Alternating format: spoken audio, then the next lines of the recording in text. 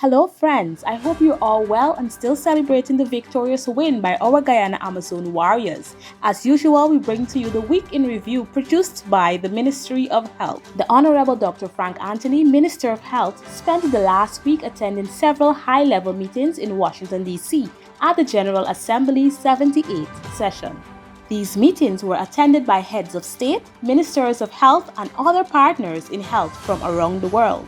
On September 19, Guyana's health minister spoke on a panel at the high-level meeting on pandemic prevention, preparedness, and response. The following day, Dr. Anthony delivered remarks at the UNAIDS breakfast meeting celebrating global HIV progress to end AIDS and advance the Sustainable Development Goals. During his remarks, the minister made recommendations for improved care and treatment for persons living with HIV or AIDS. We know that in terms of PrEP, we have injectables that are available, and therefore we need to have those injectables available to all countries across the globe. We know that there are newer ARVs that are available, and we want those as well.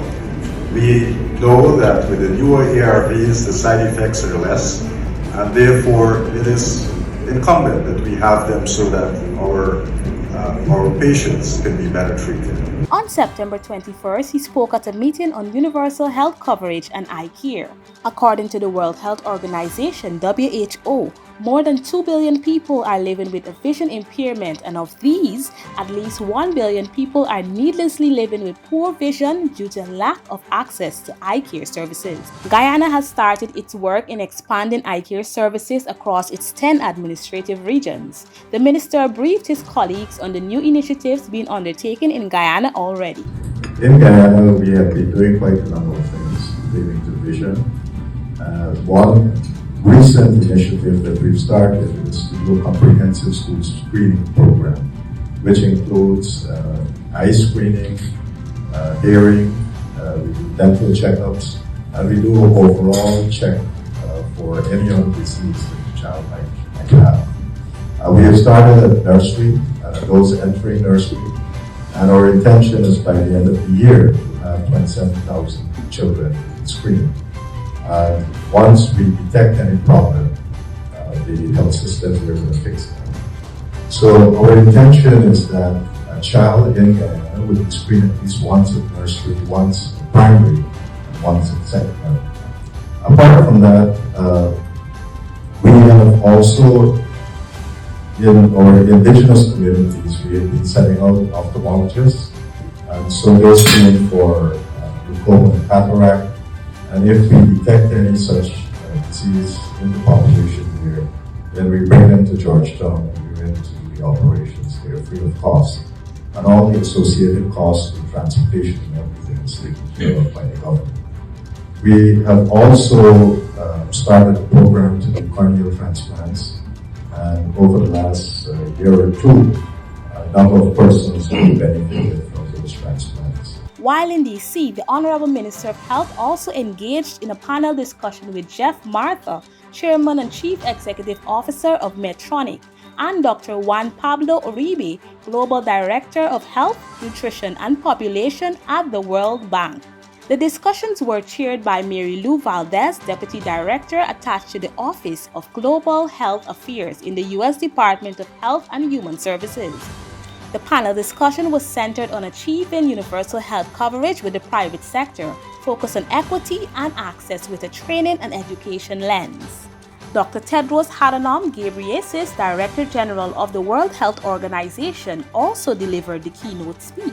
Dr. Anthony also attended the 45th meeting of the Council for Human and Social Development Health meeting in Washington, D.C., with regional public health stakeholders and partners. The meeting advocated for continued vigilance against COVID-19, threats from new and re-emerging communicable diseases, natural disasters resulting from climate change, and non-communicable diseases. Meanwhile, the Minister of Health, Dr. Anthony, along with other ministers of health and other high-level authorities from the countries and territories of the Americas, met from September 25th to 29th in Washington, D.C.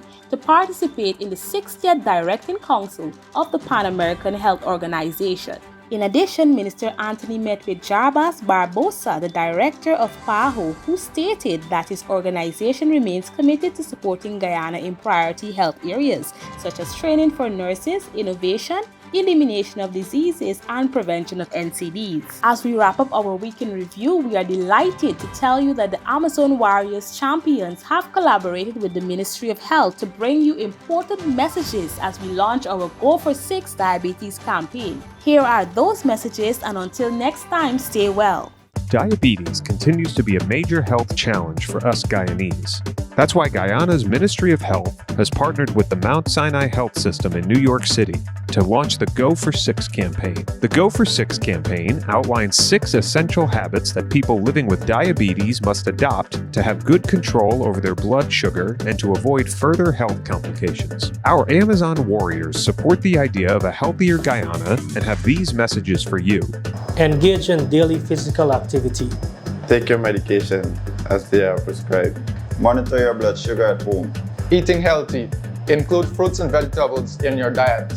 Cut down on alcohol and smoking. Get regular checkups. Diabetes is not a life sentence. With healthy habits and medication, Guyanese can lead healthier and happier lives. Go Warriors!